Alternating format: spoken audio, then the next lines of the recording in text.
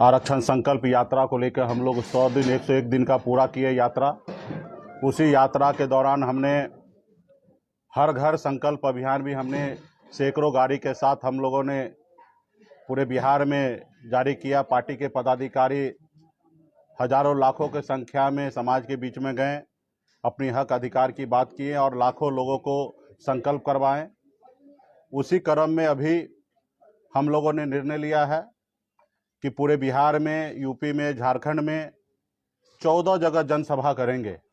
ये बड़ी रैली होगा, हर जगह कम से कम लाख सवा लाख लोग वहाँ पे पहुँचेंगे। वहाँ पे मैं जाऊँगा और वहाँ पे अपने हक अधिकार की बात करेंगे।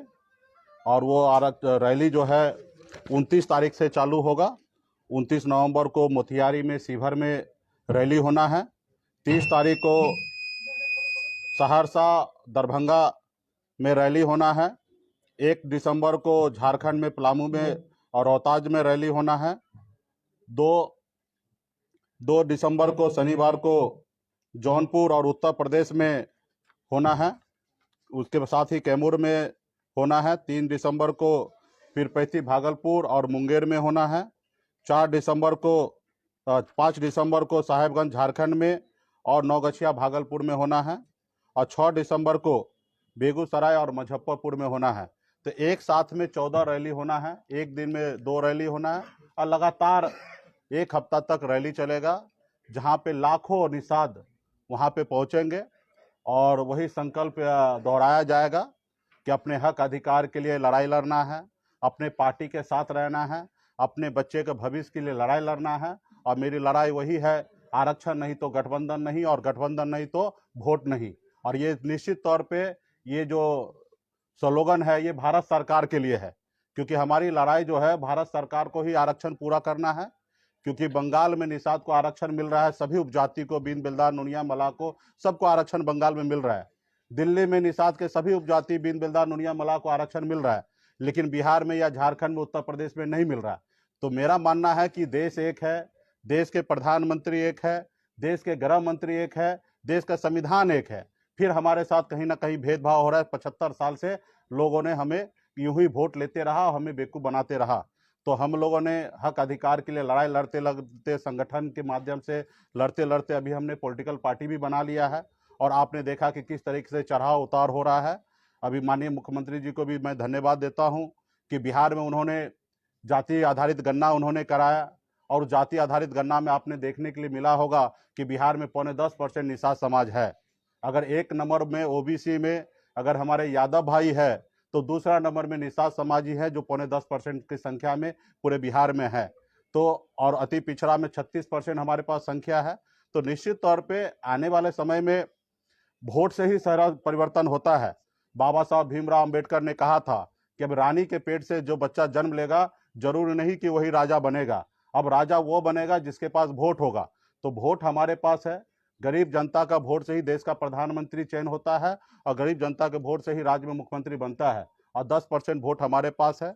जब भी मौका मिला बिहार में सभी पॉलिटिकल पार्टी को हमने दिखाया, चाहे वो सहरसा में सिमरी बख्तियारपुर में उपचुनाव लड़कर 25,000 वोट लाना हो, या हमने बोछा में 35,000 वोट अकेले दम पे मैंने लड़ाई लड़के लिया, या कुरहनी में चुनाव लड़कर 10,000 वोट आया।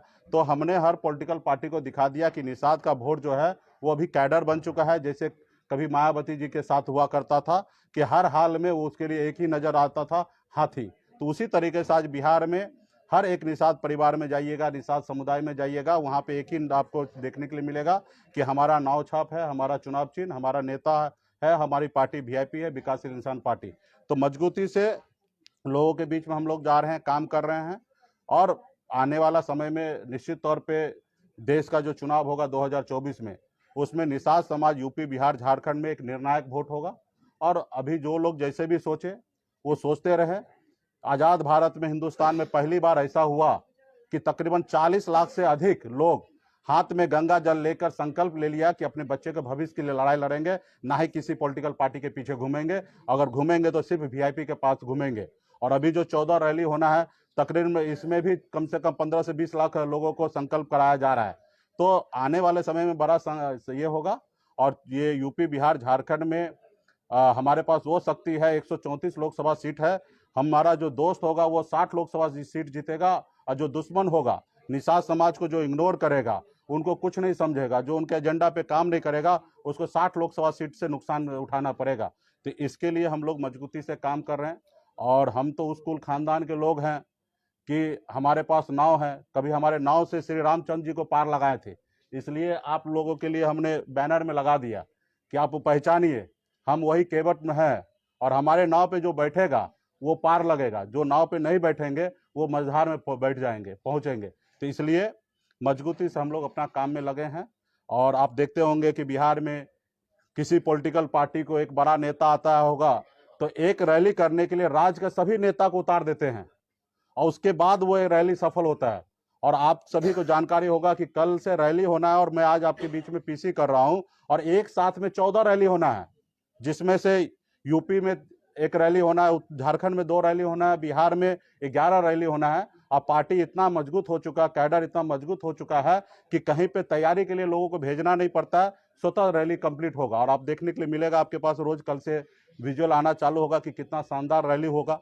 अभी हाल फिलहाल में आपने देखा बापू सभागार में भी एक रैली हुआ, और रैली में आप देखें कि जितना नेता है उसके सामने में अगर देखिएगा तो 100 लोग भी नहीं पहुंचा। तो लोग अपने आप को भले कितना मजबूत बोले, जनता को आप ला के संबोधन कर रहे वो मायने रखता है। तो कुछ पॉलिटिकल पार्टी जो है नेताहीन है, उनके कहने से कोई आने वाला नहीं है, और वो पार्टी बिहार में अपने आप को मानता है कि हम शेर हैं, बब्बर शेर हैं, जबकि सच्चाई ये नहीं है। अब अगर उसके पास शेर और बब्बर शेर होता तो बापू सभागार में 5,000 भीड़ लाना था। अब 5,000 में मतलब 100 लोग आना, ये कितना दर्शाता है। तो इसलिए आने वाला समय में बिहार में एक उभरता हुआ पार्टी वीआईपी पार्टी है, हर पॉलिटिकल पार्टी को अपना क्षमता दिखा चुका है, और आने वाला समय 2024 में बहुत मजबूती से हम लोग काम करेंगे। अभी तो 14 रैली है। आप सबसे आग्रह है कि देश में गरीब पिछड़ा का आप लोग हक अधिकार के लिए आवाज हमेशा बुलंद करते हैं।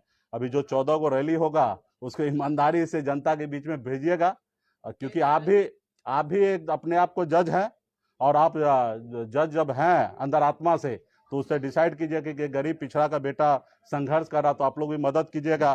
क्योंकि बड़े बड़े लोग तो आपने देखा कि आज़ादी के 75 साल बाद पहली बार बिहार में एक मल्ला का बेटा अपना हैसियत बनाया, तो आपने देखा कि दुश्मन क्या किया, हमारे विधायक को खरीद लिया, हमको सरकार से बाहर कर दिया, जो सरकार हमने बनाया था। तो दुश्मन भी बहुत है। खैर वो अपना काम करे, हम अपना काम करेंगे। रैली के बाद महारैली भी होगी क्या वीआईपी की? नहीं, इसकी आवश्यकता नहीं। गांव गांव में एक एक निषाद का बेटा जागरूक हो चुका है, हाथ में गंगा जल लेके अपने बच्चे का भविष्य के लिए संकल्प ले रहा है कि जो हमारा दोस्त होगा उन्हीं के साथ जाएंगे, जो दुश्मन होगा उसको हराने का काम करेंगे। मुकेश सहनी जी, नीतीश कैबिनेट में ऑफर है आपका, आप हिस्सा हो सकते हैं? देखिए, अभी हमारी पॉलिटिकल पार्टी है, 2024 में निर्णय हम बहुत जल्दी ही लेने वाले हैं रैली के बाद।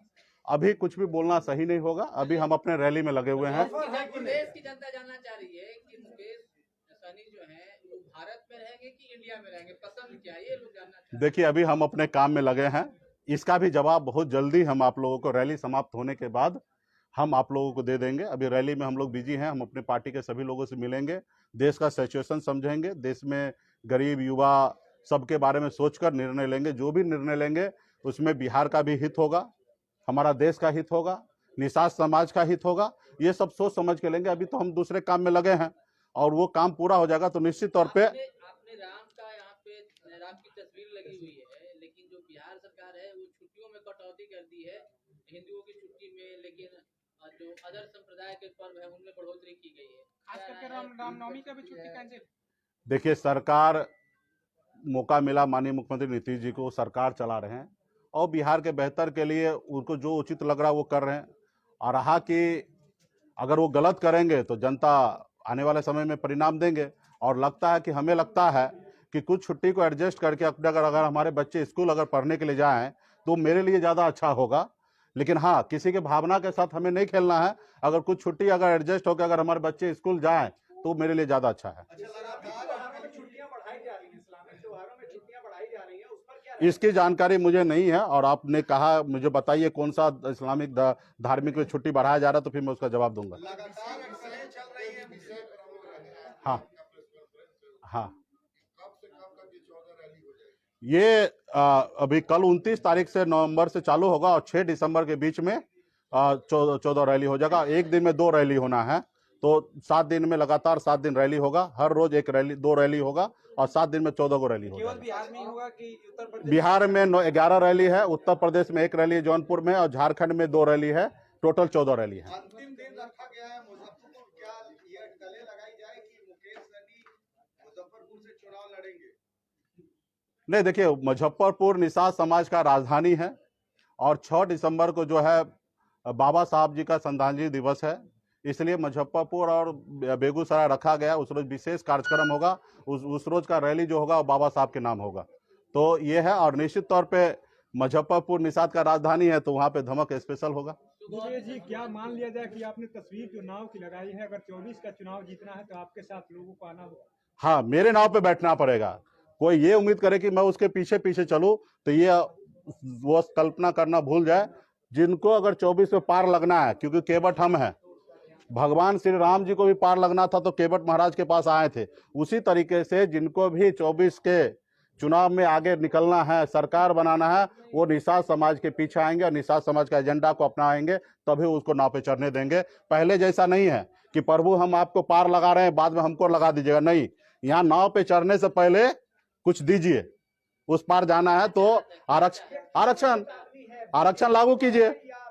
मुकेश जी, अगर आरक्षण नहीं मिलता है हाँ। तो फिर किधर रुख करेंगे? क्या तो आरक्षण नहीं मिलता तो अभी तो एक को एजेंडा है कि भाजपा को हराना है। ठीक है, बहुत बहुत धन्यवाद। हाँ, मंत्री बनने के बाद जिस गांव में आप पहली बार गए थे, उस गांव का मैंने दौरा किया। उस गांव में मुकेश सहनी जिंदाबाद भी हो रहा है और नरेंद्र मोदी जिंदाबाद भी हो रहा है। हाँ, इसके क्या मायने निकल रहे? नहीं, देखिए, अभी ऐसा तो हम मानते ही हैं कि जिस किधर भी जाइएगा तो 30% वोट भारतीय जनता पार्टी के पास है। 10 आदमी जहां होगा वहां 3 लोग भारतीय जनता पार्टी के साथ है, लेकिन 7 लोग जो है उनके विरोध में है। तो 3 लोग उनके जिंदाबाद कर रहे हैं, 7 लोग तो मुर्दाबाद भी कर रहे हैं ना। एक ही लोग नरेंद्र मोदी जिंदाबाद भी कर रहे हैं और मुकेश सहनी भी जिंदाबाद भी कर रहे हैं। आपको नहीं लगता कि अगर आप बीजेपी के साथ नहीं गए तो वोटों में कन्वर्ट करवाना? अभी जो कुछ लोगों के पास अपना भावना भी है, उस भावना को हम कदर करते हैं। जब समय आएगा तो वो किसी एक ही नाव पे चढ़ेंगे, 2 नाव पे सवारी नहीं करेंगे। उस समय में उनके अंदर आत्मा को देखना है कि अपने बच्चे के भविष्य के साथ जाना है या हवाई में जाना है। नीतीश जी ने ऑफर किया है कैबिनेट में शामिल होने के लिए। भाई ये सब तो होंगे कि नहीं? देखिए, आप सभी को बहुत बहुत धन्यवाद। नीतीश जी से हमारे अच्छे संबंध है और विशेष तौर पे नीतीश जी बिहार के लिए अच्छा काम कर रहे हैं। जैसे भी जाति आधारित गणना होने के बाद 15% आरक्षण बढ़ाएं, इसके लिए मैं तहे दिल से धन्यवाद करता हूं कि SC ST OBC का सब आरक्षण जो बढ़ाए हैं, इसके लिए मैं धन्यवाद देता हूं। तो जो काम नीतीश जी अच्छा कर रहे हैं उसके लिए उसको धन्यवाद है। आखिरी सवाल, आपने कहा कि नाव से आप पार लगा देंगे, आपकी पार्टी पार लगाएगी, आपके नाव से पार होगी। हाँ, तो नाव से पार कराने के कितने सिक्के लेंगे? सीट नहीं चाहिए, आरक्षण चाहिए पहले। हाँ, सिक्के नहीं, आरक्षण चाहिए। हाँ, आरक्षण चाहिए, सिर्फ आरक्षण। बहुत बहुत धन्यवाद।